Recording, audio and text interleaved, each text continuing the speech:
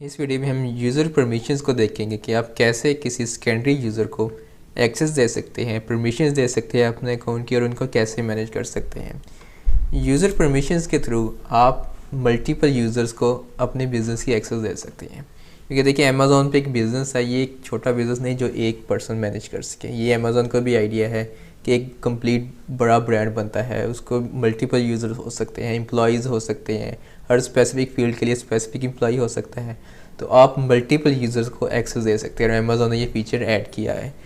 इससे क्या होगा कि हर यूज़र के पास अपना लॉगिन डिटेल्स होगा, वो मेन अकाउंट एक्सेस नहीं करेगा। मेन अकाउंट सिर्फ ऑनर के पास ही होगा।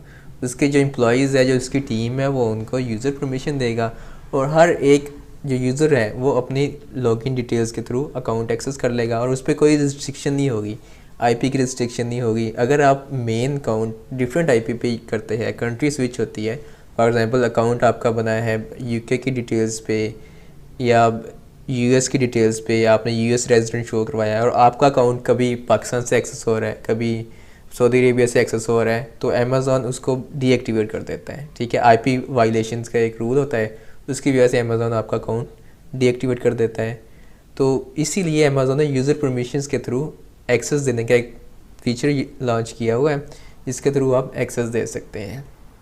इसमें आप हर यूज़र जिसको एक्सेस देते हैं उनको मैनेज कर सकते हैं कि आप कौन कौन सी परमिशन दे सकते हैं। फॉर एग्जांपल अगर कोई आपके जिसको एक्सेस देनी है उसको आपने रिपोर्टिंग के लिए एक्सेस देनी है, तो उसको आप लाजमी नहीं कि पूरे अकाउंट की एक्सेस दें, उसको आप स्पेसिफिक जो फील्ड्स हैं उनकी एक्सेस दें।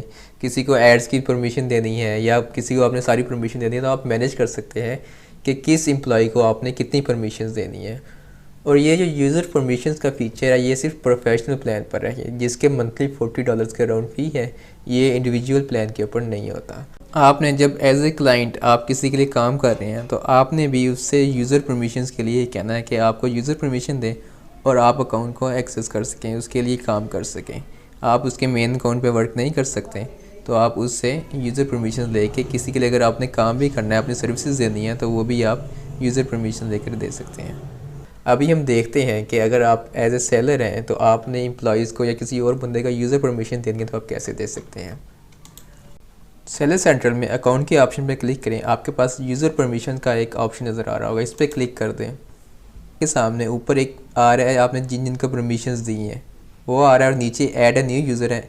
इधर आपने अगर किसी न्यू बंदे को परमिशंस देनी है, फॉर एग्जांपल इधर मैं लिख रहा हूँ ये मैंने परमिशंस देनी है, आगे उसकी ईमेल आईडी लिखें और आगे उसको इनवाइट पे क्लिक कर दें। जब आप इनविटेशन पे क्लिक करेंगे तो जो यूज़र है उसको ईमेल जाएगी, वो अपनी ईमेल पे देखेगा, उधर एक लिंक होगा, उस पर क्लिक करेगा तो वो अपने सेलर जो होगा अमेज़ॉन के अकाउंट के उधर चला जाएगा। लॉगिन पे वो अपना अकाउंट लॉगिन करेगा तो उधर से परमिशंस को एक्सेप्ट करेगा, तो इधर फिर अगर जिसको वो एक्सेप्ट कर लेगा वो फिर इधर आ जाएगा करंट यूज़र में।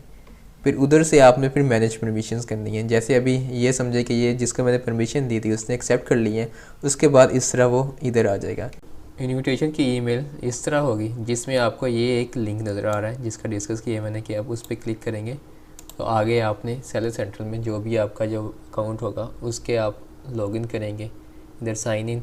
अगर आपका अकाउंट नहीं होगा तो आप क्रिएट न्यू अकाउंट पे क्लिक करेंगे और उधर जो रिक्वायरमेंट्स मांग रही होगी अमेज़ॉन, नेम मांगेगा आपका, फ़ोन नंबर और ईमेल, और ये 2-3 चीज़ें मांगते हैं। तो ये देखिए आपका न्यू अकाउंट बन जाएगा और फिर साथ ही आपको परमिशन की आप एक्सेप्ट कर लेंगे। उसके बाद आप दोबारा उसी टैब जाएंगे जो सेल परमिशंस दे रहा है वो मैनेज परमिशंस पे। फिर इधर मैं क्लिक करूँगा मैनेज परमिशंस पे, तो जो जो परमिशंस मैंने देनी है वो मैं इधर से सिलेक्ट कर लूँगा। फॉर एग्जांपल मैंने A+ कंटेंट मैनेजर की परमिशन देनी है। नॉन मीन्स कि आपने कोई परमिशन नहीं दी इस चीज़ की। व्यू मीन्स कि वो उस बंदा सिर्फ व्यू कर सकता है, कोई एक्शन नहीं ले सकता।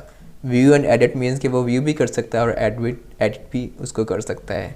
उस जो आपने एक्सेस दी है उसको एडिट कर सकता है। जैसे कोपन्स है वो कोपन्स क्रिएट कर सकता है। जब आप व्यू पे करेंगे तो वो क्रिएट नहीं कर सकेगा, वो सिर्फ जो कोपन्स क्रिएट किए होंगे उनको देख सकेगा, नॉन में वो देख भी नहीं सकेगा। तो इस तरह एक एडमिन होती है। एडमिन ये है कि आप उस स्पेसिफिक फील्ड का सारा कंट्रोल इसको दे रहे हैं, वो एज ए एडमिन उस फील्ड को कंट्रोल कर सकता है। तो इसमें आपने जो जो परमिशन जिस यूज़र को देनी है, इधर सारे ही फील्ड्स अवेलेबल हैं जितने सेलर सेंटर में हैं। आपने किसी को सारी परमिशन देनी है सारी दे सकते हैं, एडमिन पोजीशन देनी है वो दे सकते हैं। तो जो परमिशन आपने किसी को देनी है वो आप इधर से दे सकते हैं। ये सारी परमिशन दे के आप जब सेव करेंगे तो उस बंदे के पास सारी परमिशंस आ जाएगी, तो फिर वो अपने अकाउंट से, अपने लॉगिन डिटेल से विदाउट एन IP रिस्ट्रिक्शन आपके अकाउंट को मैनेज कर सकेगा।